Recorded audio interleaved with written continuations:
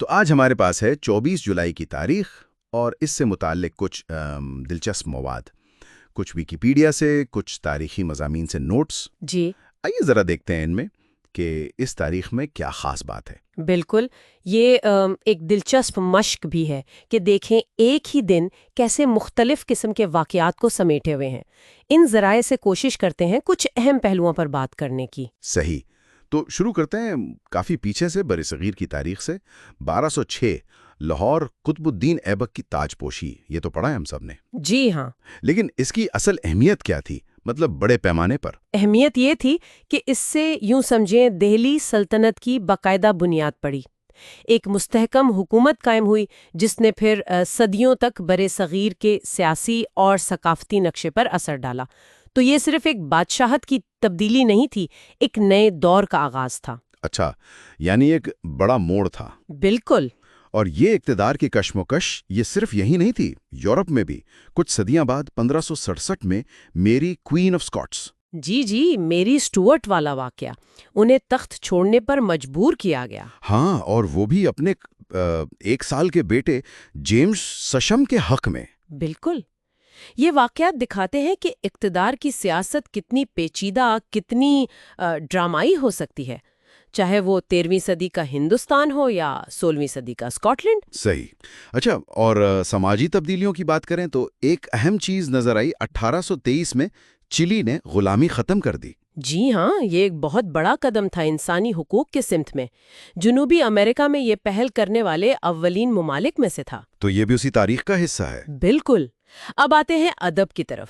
1901 میں او ہنری، مشہور امریکی کہانی کار، او ہنری، جی۔ ان کو جیل سے رہائی ملی۔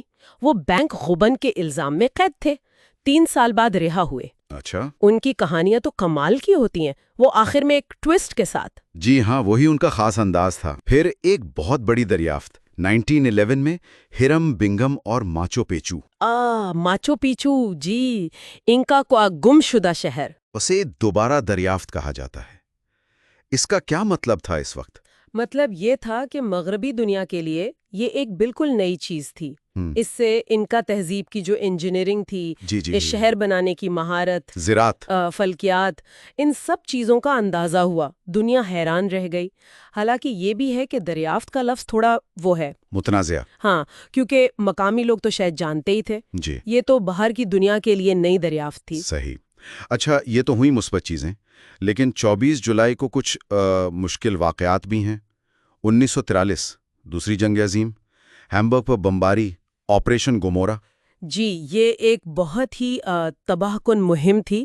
برطانوی اور کینیڈین طیاروں نے رات میں، امریکوں نے دن میں مسلسل بمباری کی۔ مقصد کیا تھا اس کا؟ صرف فوجی ٹھکانے؟ نہیں، مقصد صرف وہ نہیں تھا۔ مقصد جرمن عوام کا مرال توڑنا، ان کی جنگی صلاحیت، شہر کی صنعتی پیداوار کو مکمل طور پر ختم کرنا تھا۔ ہزاروں عام شہری مارے گئے اور شہر کا بڑا حصہ ملبے کا ڈھیر بن گیا۔ جنگ کی ہوناکی کی ایک بھیانک مثال کی کچن ڈیبیٹ، یہ کیا تھی؟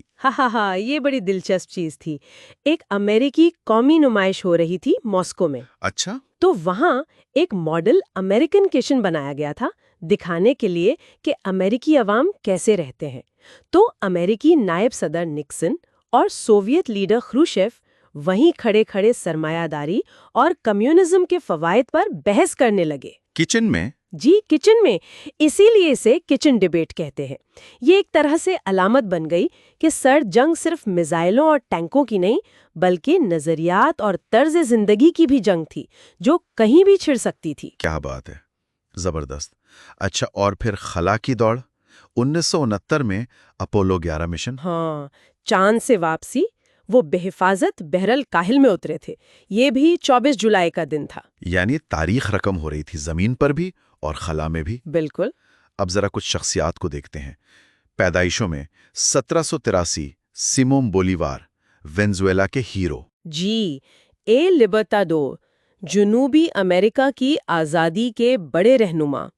اور پھر 1897 میں ایمیلیا ایرہارٹ۔ اچھا، مشہور پائلٹ۔ جی، صرف پائلٹ نہیں، وہ ایک آئیکن تھیں، خواتین کے لیے ہمت اور نئی راہیں کھولنے کی علامت۔ بحر اوقیانوس اکیلے پار کرنے والی پہلی خاتون پائلٹ۔ واہ! اور کرکٹ کی دنیا سے 1947 میں پاکستان کے عظیم بلے باز ظہیر عباس کی پیدائش ہوئی۔ جی، ایشین بریڈمین، کیا خوبصورت سٹائل تھا ان کا۔ بالکل۔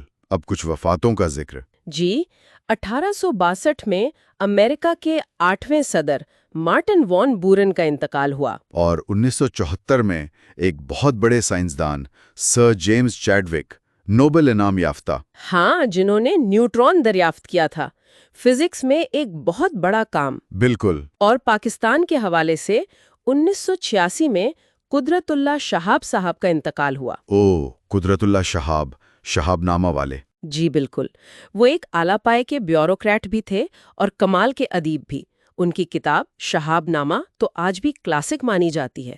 صرف آپ بیتی نہیں، بلکہ ایک پورے دور کی سیاسی اور روحانی تاریخ بھی ہے اس میں۔ صحیح کہا۔ تو آج یہ سب دیکھنے کے بعد یہ 24 جولائی کی تاریخ، یہ تو تضادات سے بھری پڑی ہے۔ ایک طرف سلطنتیں بن رہی ہیں، شہر دریافت ہو رہے ہیں، غلامی ختم ہو رہی ہے، اور دوسری طرف جنگ کی تباہی ہے، نظریاتی محاذ آرائیاں ہیں، اہم شخصیات دنیا سے جا رہی ہیں۔ بالکل۔ تو کیا لگتا ہے، کیا تاریخ میں کچھ دن واقعی دوسروں سے زیادہ اہم ہوتے ہیں، یا یہ بس واقعات کا ایک اتفاقی مجموعہ ہے جسے ہم کسی وجہ سے یاد رکھتے ہیں؟ یہ ایک بہت دلچسپ سوال ہے۔ شاید یہ دونوں کا امتزاج ہو۔ کچھ دن واقعی اہم موڑ لاتے ہیں اور کچھ کو ہم اپنی سمجھ اور ضرورت کے مطابق اہمیت دے دیتے ہیں۔ یہ سوچنے کی بات ہے کہ ہم ماضی کو کیسے دیکھتے ہیں، کیسے یاد رکھتے ہیں اور کیوں۔